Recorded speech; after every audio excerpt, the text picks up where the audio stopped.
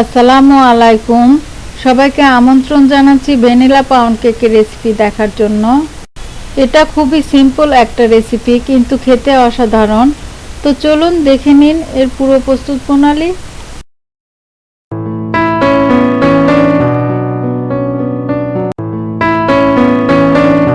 প্রথমে একটা বাটিতে নিয়ে নিচ্ছি রুমের স্বাভাবিক তাপমাত্রায় থাকা দুটো ডিম।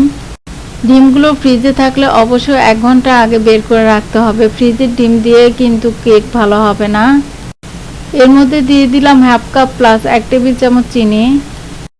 এখন একটা ইলেকট্রিক বিটারের সাহায্যে লো স্পিডে বিট করব যতক্ষণ পর্যন্ত চিনিটা খুব ভালোভাবে গলে না যায়। আপনারা এই কাজটা হ্যান্ড উইক্স দিয়েও করতে পারেন, তবে সময়টা একটু বেশি লাগবে। আমি চেক করে দেখেছি চিনিটা খুব ভালোভাবে গলে গিয়েছে। চিনিটা গলিয়ে নিতে আমার প্রায় 6-7 মিনিটের মতো সময় লেগেছে। আপনারা চেক করে নেবেন চিনিটা খুব ভালোভাবে গলেছে কিনা। যদি না গলে তাহলে আরও একটু বিট করে নেবেন। এবার এর মধ্যে দিয়ে দিচ্ছি 1/4 কাপ তেল, হাফ চা চামচ ভ্যানিলা এসেন্স, 1 টেবিল চামচ লিকুইড দুধ। এখন লিকুইড উপকরণগুলো 10-12 সেকেন্ডের মতো মিশিয়ে নিচ্ছি। বিটারের কাজ শেষ, বিটারটা সরিয়ে নিচ্ছি। এবার শুকনো উপকরণগুলো দেওয়ার জন্য একটা ছাঁকনি নিয়েছি। এর মধ্যে দিয়ে দিচ্ছি 1 কাপ ময়দা, দিচ্ছি 1 টেবিল চামচ গুঁড়া দুধ, 1 চা চামচ বেকিং পাউডার, 1/4 চা চামচ লবণ। এখন সবগুলো উপকরণ খুব ভালোভাবে চেলে নিচ্ছি। এবার শুকনো উপকরণগুলো খুব ভালোভাবে মিশিয়ে নিচ্ছি। ভালোভাবে মিশিয়ে নিয়েছি। আমি এখানে একটা পাউন্ড কেকের পাত্র নিয়েছি। এই পাত্রের নিচে এবং সাইডে তেল ব্রাশ করে নিচে একটা কাগজ বিছিয়ে নিয়েছি। এর মধ্যে কেকের সম্পূর্ণ মিশ্রণটা ঢেলে দিচ্ছি। আজকের কেকটা বানাবো আমি চুলায়। যারা ওভেনে বেক করতে চান তারা 180 ডিগ্রি সেলসিয়াস তাপমাত্রায় ওভেনটা প্রথমে 10 মিনিটের জন্য প্রিহিট করে নেবেন। তারপর ওই একই তাপমাত্রায় 35 থেকে 40 মিনিট বেক করে নেবেন।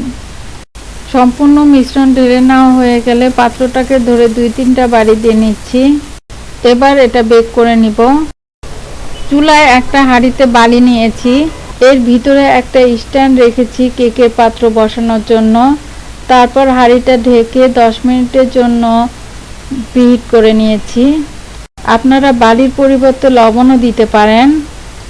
10 মিনিট পর খুব সাবধানে কেকের পাত্রটা এর মধ্যে বসিয়ে দিচ্ছি।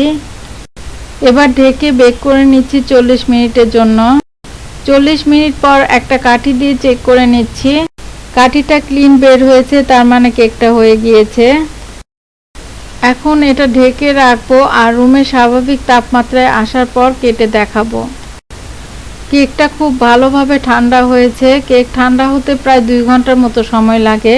আমি উপর থেকে প্লাস্টিক র্যাপটা সরিয়ে নিলাম। এখন চাকু দিয়ে চারপাশে ছাড়িয়ে নিচ্ছি।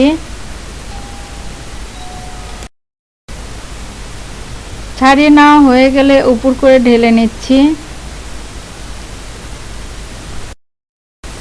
নিচের কাগজটা সরিয়ে নিচ্ছি। আমি একটু দেখিয়ে দিচ্ছি কতটা সফট হয়েছে।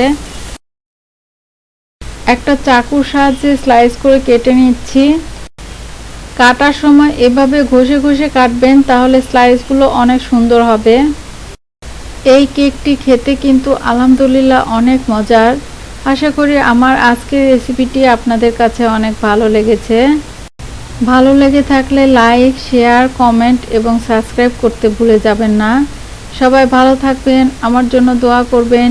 ইনশাআল্লাহ আগামীতে হাজির হব নতুন কোনো রেসিপি নিয়ে। আজ এই পর্যন্তই। আল্লাহ হাফেজ।